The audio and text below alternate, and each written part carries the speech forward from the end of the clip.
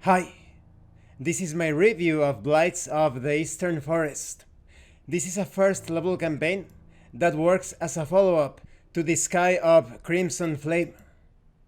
It is not necessary to play that body horror funnel, but there are some interesting connections, so it's highly advisable that you play that funnel first. Now let's take a look at the quality of the PDF. When you purchase Blights of the Eastern Forest, you also obtain a complete poster map featuring the entire zone of the Eastern Forest. The map looks great, it is neat, weird looking as well. All of the sites are very clear to understand. It's going to be very useful to track the progress of the party of adventurers, or rather the parties, because this is Dungeon Crawl Classics. This is an adventure for first level characters of the Dungeon Crawl Classics role-playing game, but it's easy enough to adapt to other systems if you want.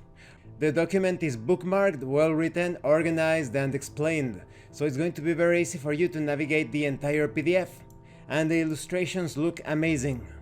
They express a certain moodiness to them, so overall the quality is excellent. The Eastern Forest has already been featured in the previous module, the Sky of Crimson Flame, but here you get a good sense of the scope and the danger of the entire zone.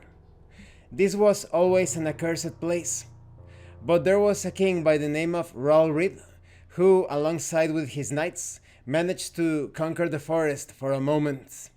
But through treachery and deceit, they were led to their demise. So once again, the forest is a source of dread, mystery, wonder, and doom. The adventurers are free to explore every single part of this forest.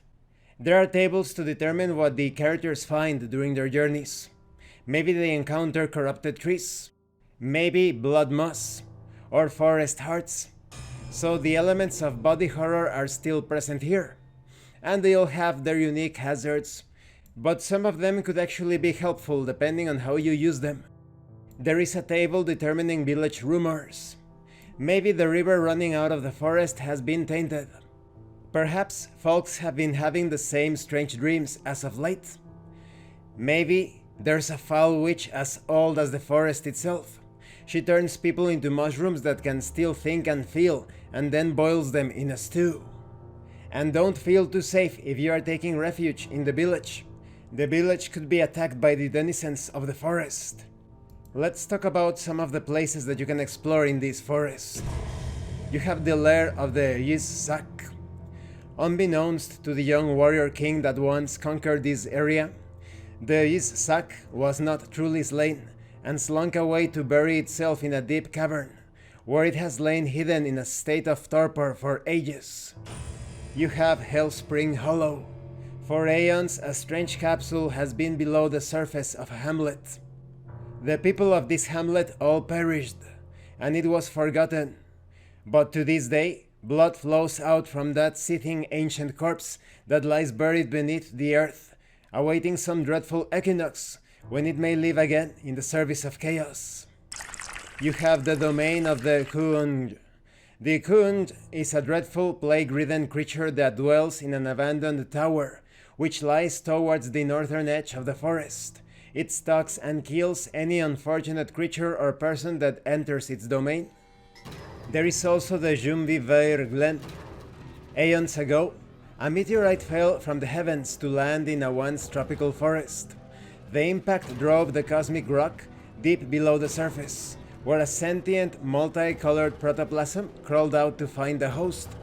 This place is infested with creatures that resemble gummy or slimy bears. These creatures could actually force you into eating them, which could cause a metamorphosis, and you may end up looking exactly like them. And these are just a few of the places. All of them are fully detailed with their maps, the enemies that you can encounter, the strange sights, the hazards, the magical items, and there is an entire bestiary here containing horror such as the Carob Spider Horror, the Eastern Hare. You also have the Hound of the Woods, the Maiden of Lips, the Revenant Knights of Reed, the Whisperer in Flame. So what do I think of this first level campaign? These are 100 pages of pure awesomeness, mostly geared towards the weird, the creepy, the grimdark, and the gonzo as well. There are also some important elements of body horror that connects this entire campaign setting, or sandbox setting, to the prequel funnel. So, my highest recommendation when it comes to both the Sky of Crimson Flame and the Blights of the Eastern Forest. You can base a long campaign around and inside of this forest, and it's very easy to expand the zone, come up with your own creations. If you want to connect them directly with the denizens of the forest or the legend about King Ralrith, it's all very easy to do so. Thank you for watching this review, and thank you for your likes and your comments. If you have any questions or comments, please let me know. And thank you so much to those of you that are going the extra mile to support the channel. If anyone else wishes to further support the channel, the information on how to do that will be in the description below. And remember, it is better to roleplay and fail in character than not to roleplay and fail as a player. Once again, thank you, and see you later.